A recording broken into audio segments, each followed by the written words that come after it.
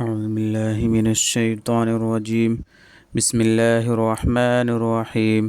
إن الذين آمنوا والذين هادوا والنصارى والصابئين من آمن بالله واليوم الآخر، بے شک جو لوگ ایمان لا چکے ہیں اور جو لوگ یہودی اور نصارہ اور صابی ہو گئے ہیں، جو کوئی بھی اللہ اور آخرت پر ایمان لائے،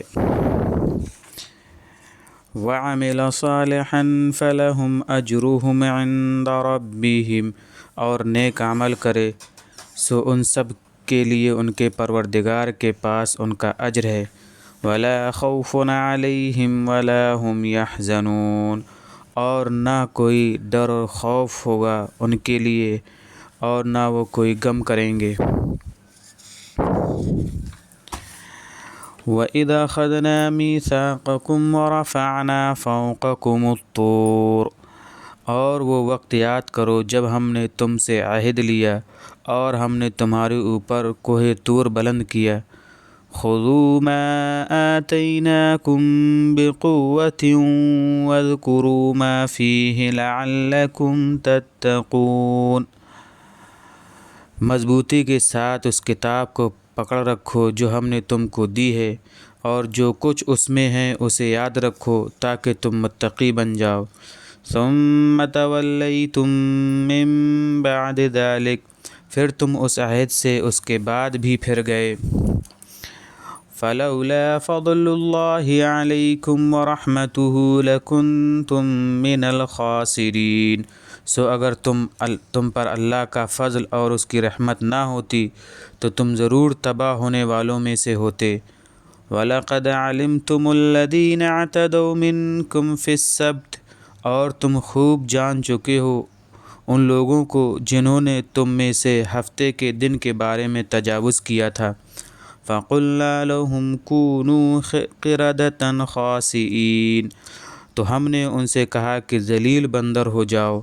فَجَعَلْنَاهَا نَكَالًا لِمَا بَيْنَ يَدَيْهَا وَمَا خَلْفَهَا وَمَوْعِظَةً لِلْمُتَّقِينَ، پھر ہم نے اسے موجب عبرت بنا دیا اس زمانے کے اور اس کے بعد کے لوگوں کے لیے، اور ایک موجب نصیحت بنا دیا خوف خدا رکھنے والوں کے لیے۔ وَإِذْ قَالَ مُوسَىٰ لِقَوْمِهِ إِنَّ اللَّهَ يَأْمُرُكُمْ أَن تَذْبَحُوا بَقَرَةً، اور وہ وقت یاد کرو جب موسیٰ نے اپنی قوم سے کہا کہ تمہیں اللہ حکم دیتا ہے کہ ایک گائے ذبح کرو۔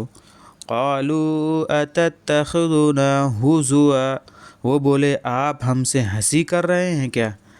قال اعوذ باللہ ان اکون من الجاہلین، موسیٰ نے کہا اللہ مجھے اس سے پناہ میں رکھے کہ میں جاہلوں میں ہو جاؤں۔ قالوا ادع لنا ربک یبین لنا ما ہی، وہ بولے ہماری طرف سے اپنے پروردگار سے درخواست کیجئے کہ وہ ہمیں بتائے کہ وہ کیسی ہو۔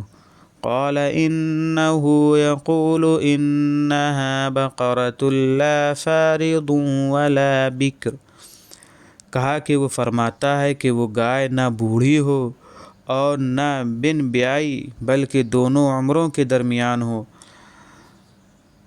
عوان بین ذلک ففعلوا ما تؤمرون، سو اب کر ڈالو جو کچھ تمہیں حکم ملا ہے۔